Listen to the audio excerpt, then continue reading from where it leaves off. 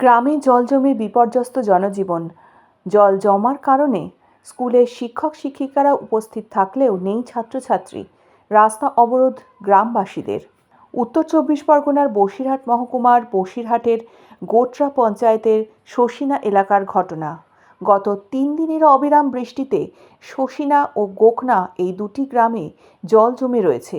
কোথাও হাঁটু পর্যন্ত তো আবার কোথাও কোমর সমান জল। বাড়ির ভেতরেও পর্যন্ত জল ঢুকে রয়েছে। গ্রামের জল নিকাশি ব্যবস্থার এতটাই খারাপ যে জল নামছেও না, সরছেও না।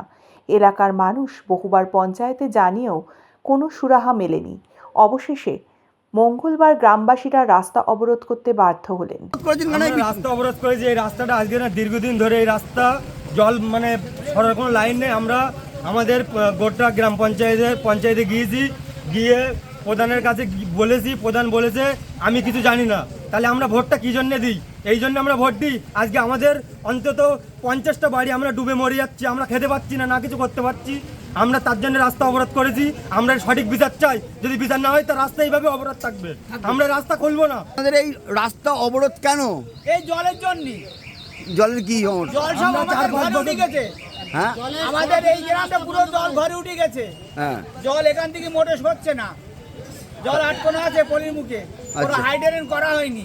আচ্ছা, 1 বছর আগে লিখিত নিয়ে সামনে বছর করবো, মেম্বার করিনি। মেম্বার কোনো দায়িত্ব নিচ্ছে না, যার কারণে আমরা অবরোধ করতে বাধ্য হয়েছি। অন্যদিকে শোষিনা প্রাইমারি স্কুলের প্রধান শিক্ষিকার দাবি, গ্রামে জল জমেছে, বাচ্চারা গ্রাম থেকে বাইরে বের হতে পারছে না। সেই কারণে ছাত্রছাত্রীরা স্কুলেও আসতে পারছে না। আজকে আপনার স্কুল দেখছি একদম পুরো ফাঁকা, কোনো ছাত্রছাত্রী নেই, কারণটা কি? ভারী বর্ষণে চারিদিকে জল জমে গিয়েছে। বাচ্চাদের বাড়িতে উঠোন রান্নাঘর সব জলে একাকার, যার জন্য বাচ্চারা বার হতে পারে না, ওই জন্য স্কুলে আসে না। সেই জন্য স্কুল বন্ধ।